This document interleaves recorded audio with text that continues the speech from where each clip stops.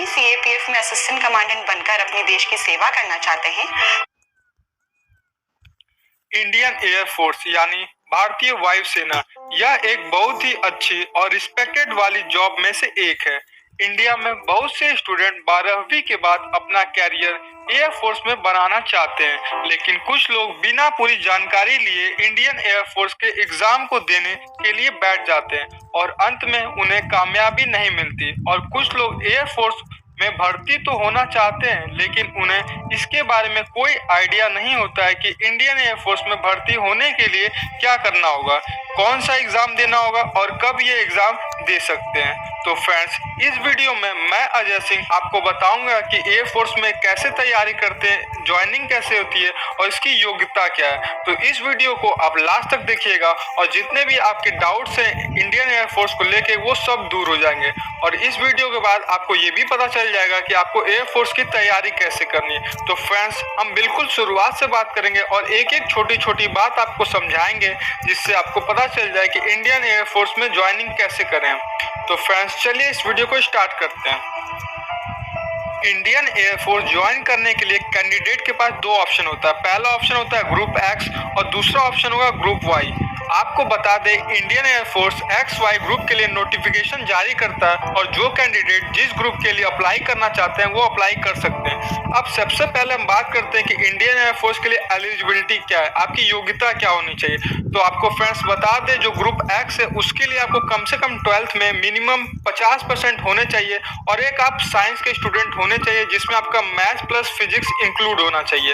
अब बात करते हैं वाई ग्रुप के लिए क्या योग्यता होनी चाहिए। तो एलिजिबिलिटी जो वाई ग्रुप के लिए वो ये है कि आप 12th में मिनिमम 50% आपके होने चाहिए और आप किसी भी सब्जेक्ट से पास होने चाहिए। किसी भी सब्जेक्ट का मतलब कि आप मैथ, बायो या आर्ट्स किसी भी स्टूडेंट के आप रहोगे तो चलेगा, कोई दिक्कत नहीं। वाई ग्रुप के लिए कोई सा भी स्टूडेंट जो 12वीं में 50% लाता है वो ये फॉर्म भर सकता है। तो योग्यता की बात आपको क्लियर हो गई। अब बात करते हैं आपकी एज लिमिट क्या होनी चाहिए। तो फ्रेंड्स, ग्रुप एक्स में आपकी जो एज 17 से 21 साल होनी चाहिए और ग्रुप वाई में भी एज इतना ही होना चाहिए, 17 से 21 को लेके। एक दो पोस्ट है उनको छोड़ के सबके लिए सेम है, 17 से 21। अब बात कर लेते हैं कि आपका एयरफोर्स में सिलेक्शन कैसे होता है, उसका प्रोसेस क्या होता है। तो फ्रेंड्स, सबसे पहले आपका एक रिटन टेस्ट होता है।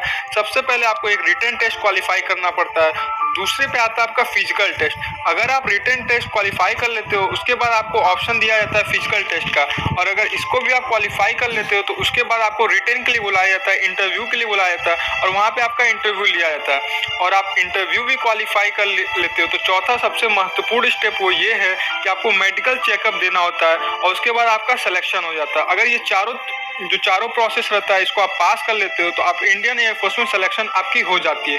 तो ये प्रोसेस थी पूरी कि इंडियन एयरफोर्स में कैसे आपका ज्वाइनिंग हो। अब हम बात करते हैं एयरफोर्स की तैयारी कैसे करें। तो फ्रेंड्स, आपके लिए हम 10 पॉइंट लेके आए हैं। अगर इस 10 पॉइंट को आप फॉलो करोगे तो आप भी एयरफोर्स में पास हो सकते हो और उसकी तैयारी अच्छे से कर सकते हो। तो सबसे पहला पॉइंट वो ये है कि सबसे पहले आपने जिस एक्स वाई या जो भी आपका ग्रुप है, एक्स है या वाई है, जिसके लिए आप फॉर्म भरे हो उसकी पूरी डिटेल जान लो और उसकी कब नोटिफिकेशन आई है उस नोटिफिकेशन को पूरा रीड कर लो, क्या क्या प्रोसेस है उसके बारे में जान लो। और दूसरा सबसे इंपॉर्टेंट बात, जो उसका ऑफिशियल सिलेबस है, जो उसके वेबसाइट पे जारी की गई है उसके बारे में अच्छे से पढ़ लो ताकि आपको पता चले कि एग्जाम में क्या क्या पूछा जाएगा। और जो मेरा तीसरा पॉइंट है वो ये है, कैंडिडेट का जो वीक पॉइंट है उसको वो अच्छे से स्ट्रॉन्ग कर लें ताकि उनको बाद में दिक्कत ना हो। जो भी टॉपिक उनको नहीं समझ में आता उसको क्लियर कर लें। और चौथा मोस्ट इंपॉर्टेंट पॉइंट वो ये है कि वो रेगुलर एक टाइम टेबल बना के पढ़ना स्टार्ट कर दें अगर उनको एयरफोर्स में सिलेक्शन चाहिए तो। अब पांचवा सबसे मोस्ट इंपॉर्टेंट पॉइंट क्या है कि जितने भी प्रीवियस ईयर के आपके क्वेश्चन है उनको आप अच्छे से सॉल्व कर लो, जो आपके एग्जाम में पूछा गया है। इतना आप कर लोगे तो आपको पता चल जाएगा कि किस टाइप के क्वेश्चन आपके एयरफोर्स के एग्जाम में पूछे जाते हैं। और छठा, ये भी काफी इंपॉर्टेंट पॉइंट है कि आपके जो अच्छे टीचर हैं और एडवाइजर हैं उनसे आप सलाह लेते रहो कि हम अपनी एयरफोर्स की तैयारी कैसे करते रहें। और जो मेरा सातवां पॉइंट वो ये है कि एग्जाम के 1 महीना पहले से अपना हेल्थ पे जरूर ध्यान देना, क्योंकि फिजिकल में आपका हेल्थ प्रॉब्लम रहेगा तो आपको वो निकाल सकते हैं, इसीलिए आपको हेल्थ पे भी अपने काफी ध्यान देना। और 8वां पॉइंट ये है कि आपको थोड़ी सी अपनी इंग्लिश भी स्ट्रॉन्ग करनी होगी, क्योंकि आपके इंटरव्यू के टाइम इंग्लिश भी वो चेक कर सकते हैं। तो इसीलिए आप कोशिश क्या करो कि 1 महीना पहले से इंग्लिश बोलना सीख लेना।